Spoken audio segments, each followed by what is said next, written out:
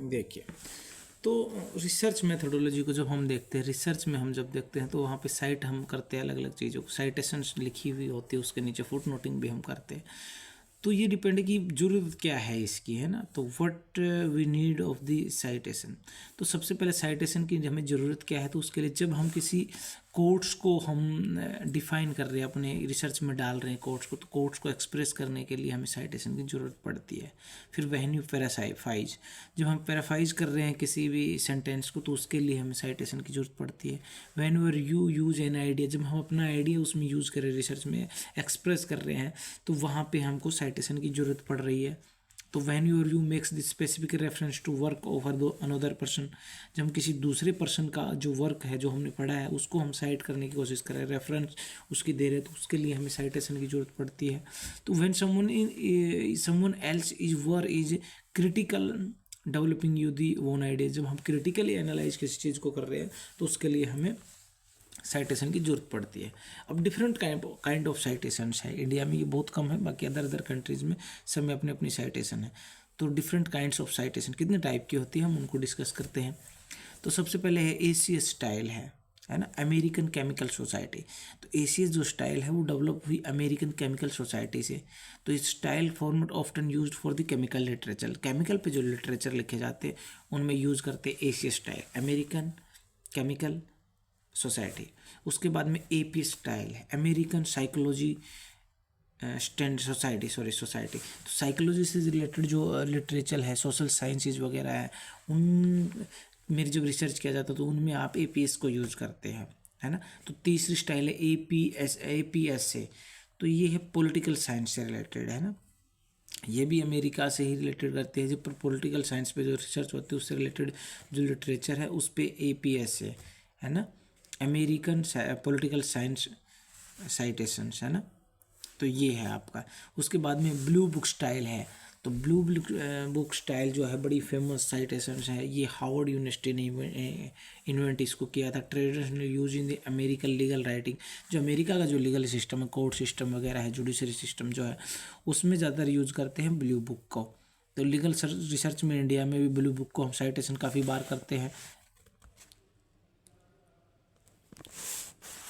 उसके बाद में आता है द शिकागो स्टाइल, तो ये डेवलप हुई थी और शिकागो मैनुअल ऑफ साइंस में इसने डेवलप किया था। तो ये सोशल साइंस और जो ह्यूमैनिटीज़ के जो स्कॉलर्स हैं वो इसको यूज़ करते हैं शिकागो स्टाइल को। मेनली तो अब मैं बता रहा कि ब्लू बुक चलता है या ILI चलता है। ILI इंडियन है, इंडियन लॉ इंस्टीट्यूट स्टाइल है, क्योंकि इसको इंडियन लीगल सिस्टम ने इसको डेवलप किया है। तो या तो हम अपने इंडियन रिसर्च में या तो हम ILI को यूज़ करते हैं या ब्लू बुक को भी अक्सर यूज कर लेते। तो उसके बाद MLA स्टाइल है, तो ये मॉडर्न लैंग्वेज एसोसिएशन है। तो MLA was develop from the modern language association, is most often use in the English studies और comparative literature, foreign language literary criticism and the some other fields using in the India. उसके बाद OSCLA है, तो it is use in the legal writing and develop the Oxford University, है ना। OSCLA तो Oxford university में। तो जैसे मैंने की बात की कि डिफरेंट काइंड्स ऑफ साइटेशंस की बात की मैंने, जैसे कि ब्लू बुक की बात की, मैं फेमस की बात कर रहा हूँ तो ब्लू बुक की बात की मैंने, ILI के इंडियन लॉ इंस्टीट्यूट की बात की मैंने, APS की बात की, अमेरिकन साइकोलॉजी की बात की, APSC मतलब अमेरिकन पॉलिटिकल साइंस की बात की, MLA मॉडर्न लैंग्वेज एसोसिएशन की बात करते हैं, OSCLA मतलब ऑक्सफोर्ड यूनिवर्सिटी से जो रिलेटेड है उसके लिए बात करते हैं। उसके बाद शिकागो मैनुअल स्टाइल है। तो ये जो है वो क्या है, different types of the citations है ना, अलग अलग तरह के जो कि लीगल सिस्टम में यूज़ किए जाते हैं किसी भी रिसर्च में।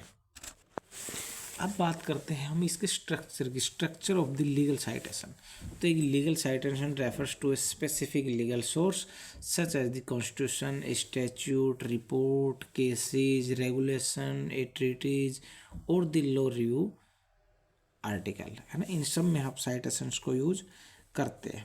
तो स्ट्रक्चर इसका क्या होता है, तो स्ट्रक्चर तो बेसिक जो फॉर्मेट है इसका, सबसे पहला कि नेम ऑफ द ऑथर, किसी भी जैसे कि आप इसमें यूज़ कर रहे हो, साइटेशन यूज कर रहे हो, तो उसमें सबसे पहले नेम ऑफ द ऑथर, उसके बाद में नेम ऑफ द जर्नल और बुक, जिस जर्नल में यूज़ करो तो नेम ऑफ द जर्नल या नेम ऑफ द बुक। सबसे पहले कर रहे हो क्या, नेम ऑफ द ऑथर, फिर नेम ऑफ द बुक, फिर वॉल्यूम नंबर, क्योंकि ये एक साल में कितने वॉल्यूम आते हैं उस बुक के, 2 आते हैं, 3 आते हैं, तो उस हिसाब से वॉल्यूम नंबर।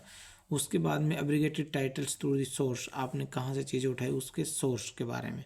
उसके बाद beginning page on the section numbers, जो बिगनिंग जो पेज है आपके उसमें क्या होने चाहिए, सेक्शन नंबर्स होने चाहिए। उसके बाद में पब्लिशर्स के नाम होने चाहिए। उसके बाद में जिस ईयर में पब्लिश की वो होनी चाहिए।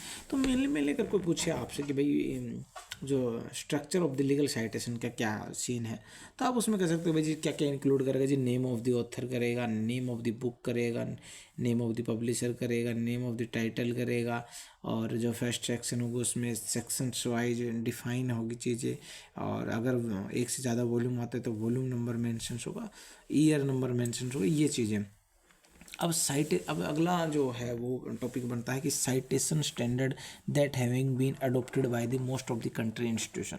मोस्ट ऑफ द जो कंट्रीज के इंस्टीट्यूशन है वो किस किस को फॉलो करते हैं, सब कंट्रीज के अलग अलग जो स्टैंडर्ड है वो अलग अलग है।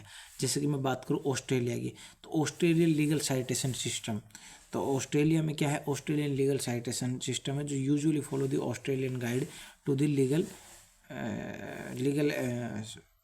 साइटेशंस। तो हमें ऑस्ट्रेलिया का क्या है, ऑस्ट्रियन लीगल सिस्टम है। उसके बाद कनाडा का कैनेडियन लीगल साइटेशन है जो यूजुअली कनाडा में यूज़ करते हैं, कैनेडियन गाइड यूज़ करते हैं यूनिफॉर्मिटी के लिए। उसके बाद जर्मनी है, तो जर्मनी में जर्मन लीगल साइटेशन है। ये मैं नाम बता रहा हूँ कि ऑस्ट्रेलिया में तो ऑस्ट्रेलियन लीगल साइटेशन, कनाडा में तो कैनेडियन लीगल साइटेशन जो यूजुअली वहाँ पे यूज़ होता है। उसके बाद जर्मनी की मैं बात करूँ तो जर्मनी में क्या है, जर्मनी लीगल साइटेशन है। उसके बाद यूके की बात करूँ तो यूके में मैंने बताया कि ऑक्सफोर्ड चलता है, तो ऑक्सफोर्ड स्टैंडर्ड फॉर साइटेशन, तो उसके लिए OSCLA हमने थोड़ी देर पहले डिस्कस किया, स्टाइल है। और दूसरा यहाँ पे यूके का अलग, खुद का अलग भी चलता है। उसके बाद USA है, तो USA में क्या होता है, USA लीगल साइटेशन चलता है। उसके बाद ब्लू बुक स्टैंडर्ड है, वो भी USA में चलता है। ALW साइटेशन मैनुअल्स है, 10 बुक भी है जो न्यूयॉर्क में पब्लिश होता है। ये सारी चीज़ें अलग अलग कंट्री की है। अब जैसे इंडिया की अगर मैं बात करूँ